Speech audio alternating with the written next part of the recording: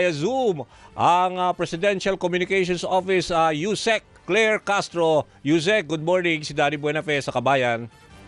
Yes, good morning Sir Danny at sa lahat ng mga kababayan nating nanonood sa inyong programa. Magandang umaga po sa inyo lahat. Magandang umaga. Kongki Watsay. Ayun, happy Chinese New Year din. Maraming salamat. Naku, blooming kayo kahit on a holiday. Talagang salamat via Zoom kasi minsan mahirap silang mag-guest pag mga ganitong oras na. Pero yes. at least, I hope naintindihan mo kasi 10:30. Usually 11 o'clock. Briefing mo. Tama, oo. Anyway, nakatutok ho lahat itong sa 23, di ba? February 23, magsisimula na itong confirmation of charges diyan sa The Hague. At sigurado mapag-uusapan na, di ba? Itong kaso nga kay former President Duterte. At last week lang naglabas na, di ba? Ang ICC ng mga co-perpetrators, yung number ng perpetrators ang dami pang lumabas na mga pangalan. Siyempre, yung mga malalaking pangalan dito, si Senator Bongo, si former Justice Secretary Aguirre. For now, ang paninindigan nyo dapat maisilbi, if ever, wala pa naman kasi arrest warrant, maisilbi ang, let's say, ang tulong ng Interpol for their arrest?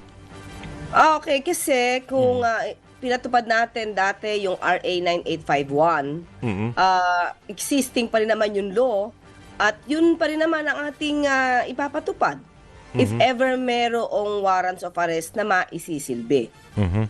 Hindi naman tayo lumalabag sa batas. Meron tayong residual obligations dahil dito meron tayong naging naging treaty, meron tayong naging obligasyon even before na tayo ay mawala or mag-withdraw sa ICC. And even after tayong ma-terminate natin yung relationship, yung ating yung jurisdiction ng ICC sa atin, nandun pa rin kasi yung residual obligation na patupad kung ano yung dating mga provisions na sinang-ayunan before.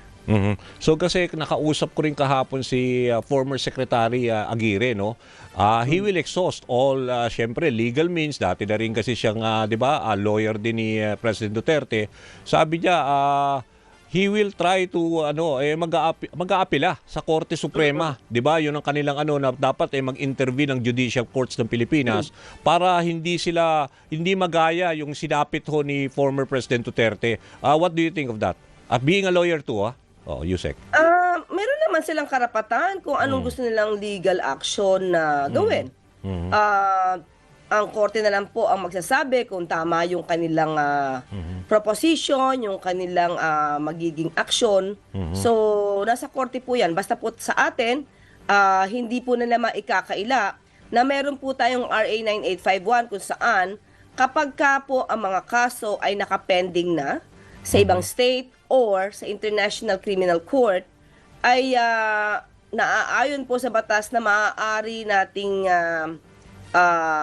ang option po ay ipatuloy ang nangyayaring hearing sa nasabing International Court.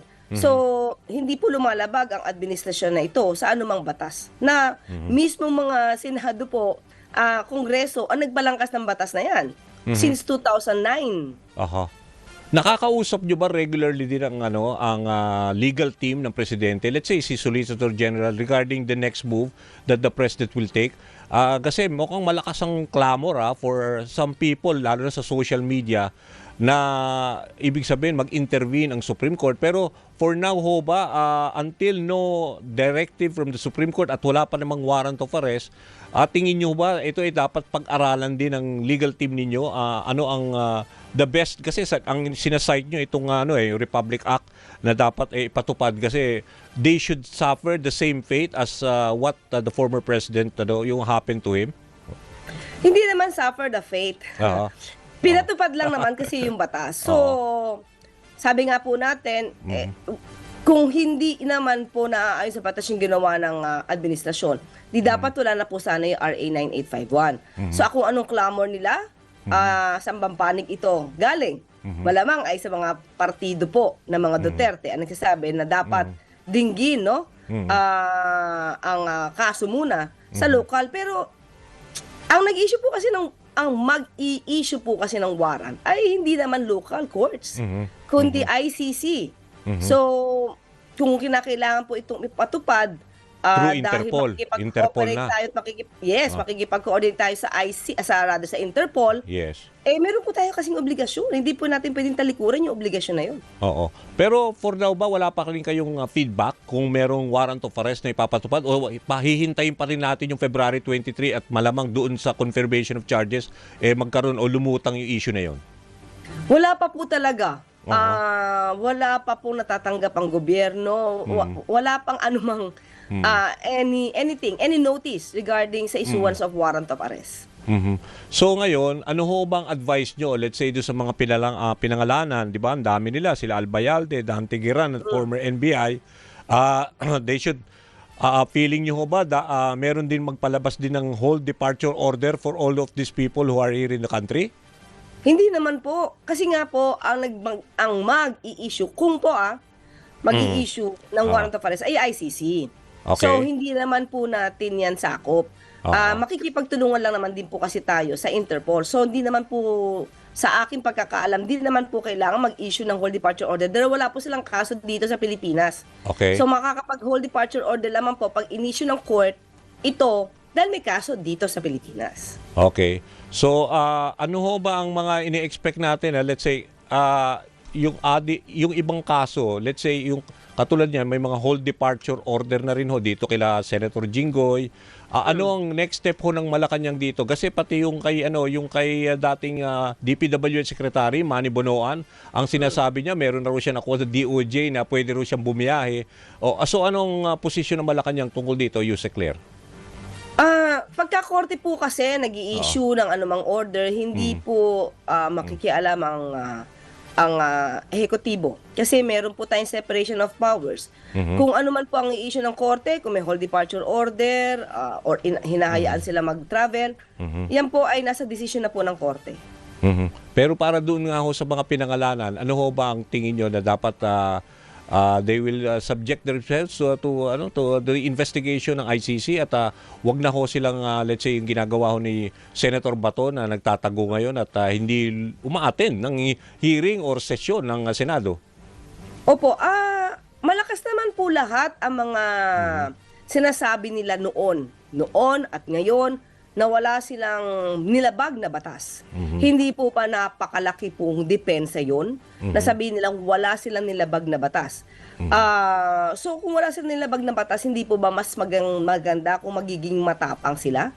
At ipagkasisigawan nila na lahat ng ganawang ito ng dating Pangulong Duterte na pagpapatay ay para sa bayan. Pero sana, Sir Danny, maisip din po sana nating lahat kasi ang lagi natin nakikita yung interes nitong mga di umanong nasasangkot. Pero parang hindi na pag-uusapan kung ano ba yung nararamdaman ng mga taong nabiktima ng karumal-dumal na EJK. At ang tandaan po natin, ang mga kapwa nating Pilipino ang nagsampa doon sa ICC. Dahil sa kanilang palagay ay wala silang nakukuhang hustisya kapag nandito sa Pilipinas yung kaso. Kaya po napilitan silang pumunta doon para makakuha, kumbaga, neutral ground para madinig sila. At ngayon nga po, sabi nga po nila, ang karamihan na sila nagsasabi, sa ngayon, due process ang pinapairal. Batas ang pinapairal ng Administrasyong Marcos Jr. Okay. At hindi sinasabi doon sa mga nasasangkot na ngayon na encourage them to fight. Para pagka lumaban, kill. Hindi po si gano'n ang Pangulong Marcos Jr. Due process. Hindi tulad ng nangyari noon na hindi na po naramdaman nila at hindi nila naranasan yung mga nabiktima ng EJK, yung salitang due process. Kasi nandun na sila, nakalibing na. Okay, anyway, bago kita bitawan, Yusek, dahil next week, ano na tayo, no? Observation na nitong 40th anniversary ng EDSA. So ano ba ang mensahe na gusto nyo ipaabot? Let's say, galing ko kay Pangulong Marcos, syempre very critical, di ba? Itong pag-observe natin at marami ho mga kilos protesta, diyan yung Trillion March. Ano ho ba ang pwedeng ma-share ninyo na parang wish nyo for the Filipino people for that 40th anniversary na EDSA? Kahit po ang Pangulo, nirerespeto po ang lahat ng karapatan ng ating mga kababayan.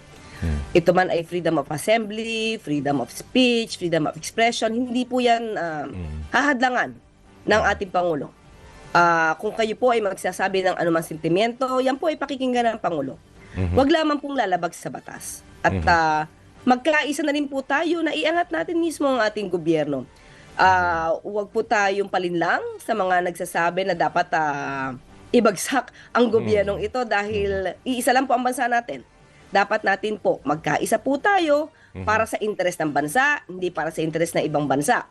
Interes ng Pilipinas, interes ng Pilipino, ang dapat naman ay yan din po ang gusto ng Pangulo. Yusek, meron bang activity si Presidente sa February 25? Ano ba yung, will he be part of any activity na in celebration of that 40th anniversary na EDSA? Wala pa pong ibinibigay sa ating update kung meron siyang particular na pupuntahang event sa February 25. Pero usually po kapag February 25 ay nakikinig lamang po siya kung ano po ang nangyayari at nag-o-observe para sa ating mga kababayan. Alam ko merong mga grupo na somehow parang will be inviting him for a mass or what. Wala ka pang, alam ko may mga grupo na let's say members of the clergy na working that out, no? So wala kang naririnig na ulinigan mga ganyan na somehow trying to have him in an event na related sa EDSA? Yes, wala pa pong napaparating sa atin kung anong particular na event kung meron man napupuntahan ng Pangulo. Okay. Sige po. Maraming salamat, Yusek, sa oras on a Zoom, on a holiday. Thank you very much.